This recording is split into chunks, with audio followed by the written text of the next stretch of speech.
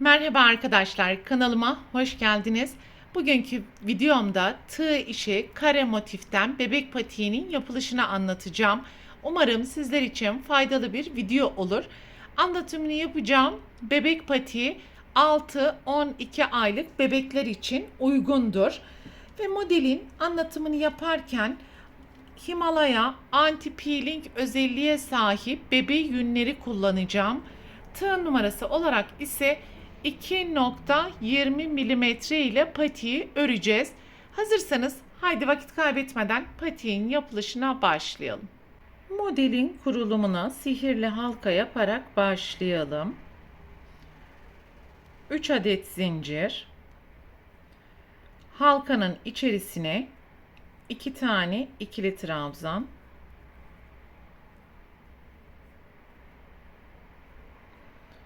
2 zincir, halkanın içerisine 3 trabzan, fakat 3. trabzanı yaparken ikinci renge geçiş yapacağız.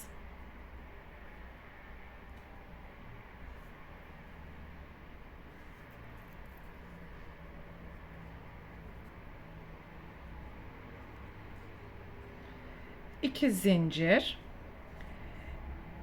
hem bağlamış olduğumuz moru hem de yeşili alttan yürüterek halkanın içerisine 3 trabzan,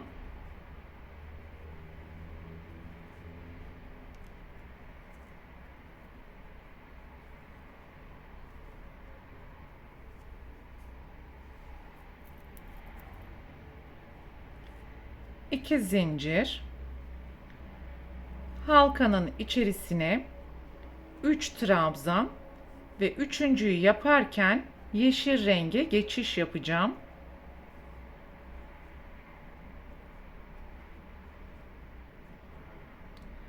Dört tane yan yana trabzan grubu oluşturmuş olduk. Renk geçişini arkadan yaparak bir zincir, sihirli halkanın ipini sıkıştıralım ve ilk zincirin tepesine yarım trabzan yaparak sırayı tamamlayalım. 3 adet zincir, mor ipi alttan yürütmeye devam edeceğiz. Boşluğun içerisine ikili trabzan, alttaki 3 trabzanın tepesine yan yana 3 trabzan ve bu sırada tamamen yeşil renk kullanacağız.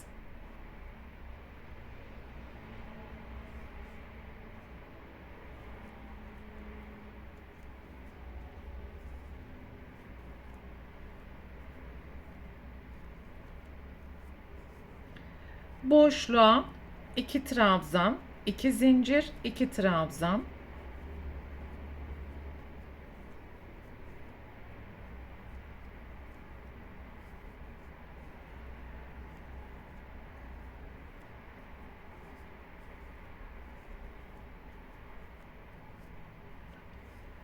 Alttaki 3 trabzanın tepesine yan yana 3 trabzan.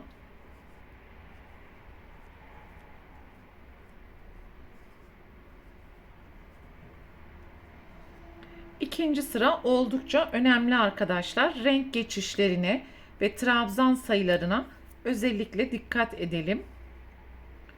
Boşluğa 2 trabzan,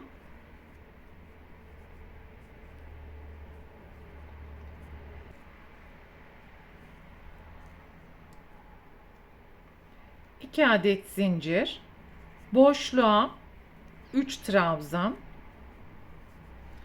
Bakın burada 2 trabzan yapmıştık. Şimdi aynı boşluğa 2 zincirden sonra 3 trabzan yapacağım.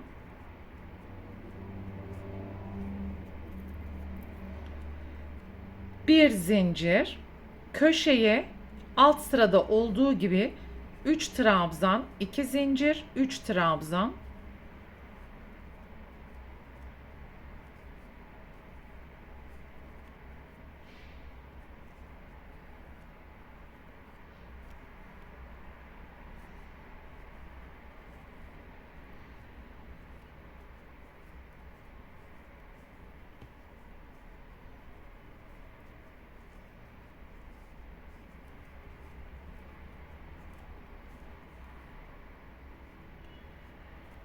Bir zincir ve son boşluğun içerisine 3 trabzan, bir zincir, ilk zincirin tepesine yarım trabzan yapalım.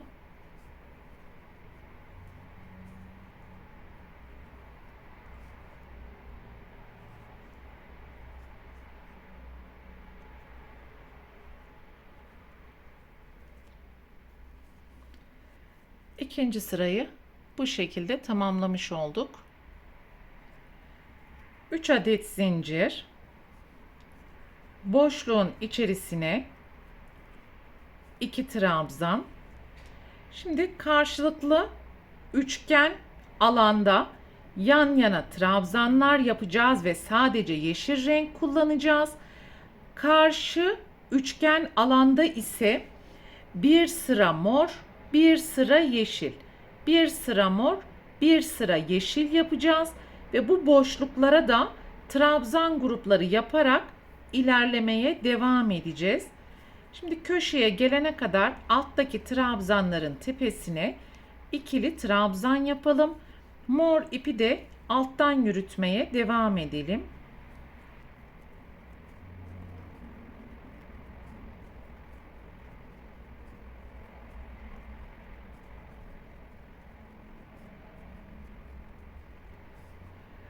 Köşeye 2 trabzan, 2 zincir, 2 trabzan.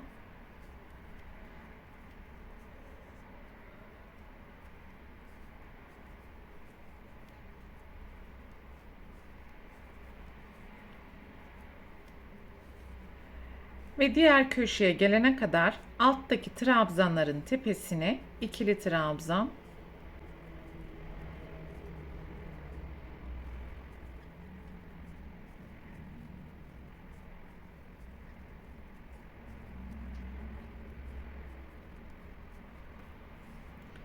Boşluğa 2 trabzan ve ikinci trabzanı yaparken mor rengi geçiş yapacağız.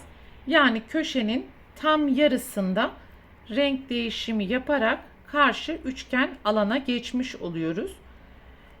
2 adet zincir, yeşil ipi alttan yürüterek aynı boşluğun içerisine 3 trabzan,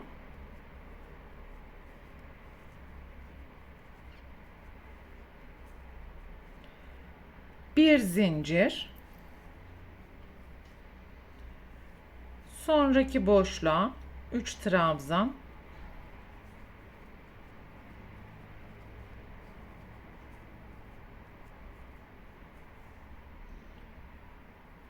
bir zincir, köşeye 3 trabzan, 2 zincir, 3 trabzan,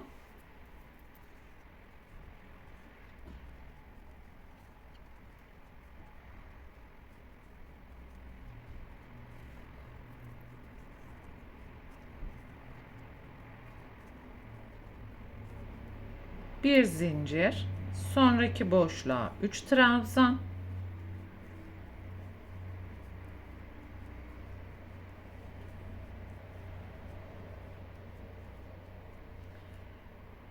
bir zincir ve birinci köşeyi tamamlamak için boşluğa 3 trabzan,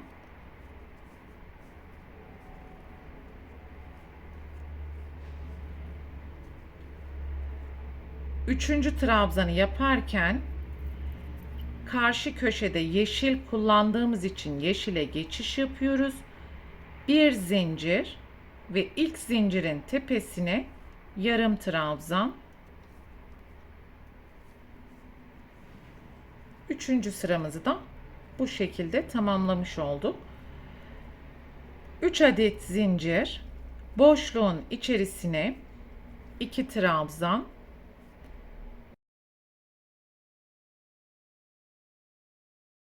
ve şimdi ikinci sırayı tekrar edeceğiz. Her iki sırada bir desen kendisini tekrar etmekte.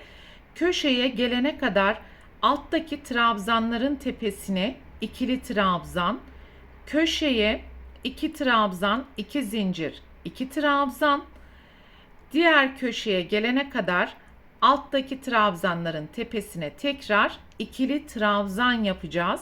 Mor ipi alttan yürütmeyi unutmayalım. Ve bu sırada tamamen yeşil renk kullanacağımız için renk geçişi yapmadan köşeye alt sırada işlemin aynısını tekrar ediyoruz. Yani 2 trabzan, 2 zincir, 3 trabzan ve aralarında bir zincir ile buradaki boşluklara 3 trabzan yapacağız. Bu köşeye 3 trabzan, 2 zincir, 3 trabzan, tekrar boşluklara da 3 trabzan yaparak sıra sonuna kadar yapmaya devam edeceğiz. Sıra sonuna kadar ulaştım. Son boşluğun içerisine 3 trabzan yaptım ve 1 adet zincir yaparak ilk zincirin tepesine yarım trabzan yaparak sırayı tamamlamış olduk arkadaşlar. Şu şekilde ekran görüntüsü alabilirsiniz.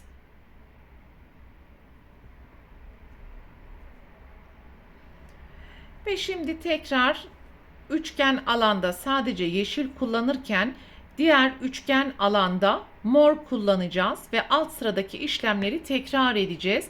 Bu şekilde toplam 9 sıra olana kadar örmeye devam edelim. Toplam 9 sıra ördüm arkadaşlar ve sıranın sonuna geldiğimiz zaman 2 zincir ile ilk zincirin tepesine kaydırma yaparak sırayı tamamlamış olduk. Ve yapmış olduğumuz karenin ölçüsü tam olarak 14 santimetre. Sizlerin kullanmış olduğu tığ numarasına, iplerin kalınlığına göre buradaki sıra sayısı değişebilir. Önemli olan 14 santimetre genişliğinde bir kare yapmanız olacaktır. Ve şimdi patiğin dikim aşamalarına geçelim. İstediğiniz alandan dikme işlemini gerçekleştirebilirsiniz. Bu şekilde dikiş yaptığınız zaman boğaz kısmında böyle bir görüntü oluşacaktır. Diğer karşılıklı üçgen alanı yaptığınız zaman boğaz kısmında yine bu şekilde bir görüntü oluşacak ve trabzanlar ayak bölümüne gelecektir. Tercih tamamen size kalmış. İstediğiniz alanı bu şekilde kullanabilirsiniz. Ve şimdi patiğin dikme aşamalarına geçerken daha kullanışlı bir görüntü oluşması adına ben bu şekilde bir dikme işlemi gerçekleştireceğim. Ve boğaz kısmı için yaklaşık 8 santimetrelik bir alanı boş bırakarak arka tarafını dikeceğiz. Topuk bölümünde zikzaklar oluşturarak dikmeye devam edeceğiz. Ve parmak uçlarında 7 santimetrelik bir alan kaldıktan sonra burada üçgen bir görüntü oluşturarak hem üst tarafı hem de alt tarafı dikerek patiğin dikim aşamalarını tamamlamış olacağız. Buradaki trabzan gruplarının ön yüzde daha düzgün durmasını istediğim için dikme işlemini ön yüzden yapacağım arkadaşlar. Dilerseniz bu şekilde ters yüzden de dikebilirsiniz. Tercih size kalmış.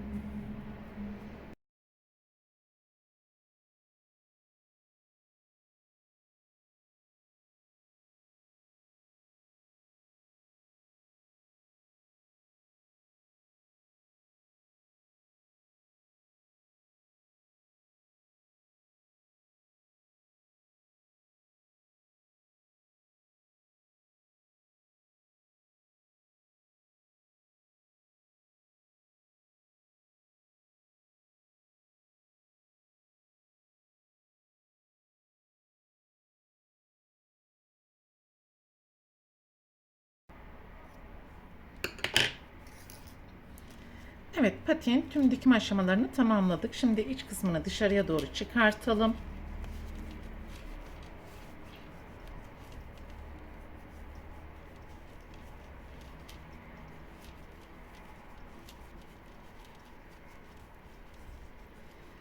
Ve taban kısmı görmüş olduğunuz gibi gayet muntazam oldu.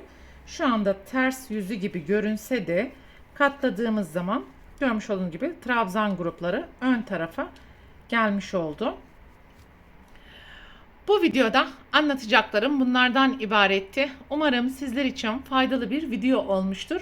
Sonraki örgü eğitim videosunda görüşene dek lütfen kanalıma abone olarak videomu beğenmeyi unutmayın. Hoşça kalın.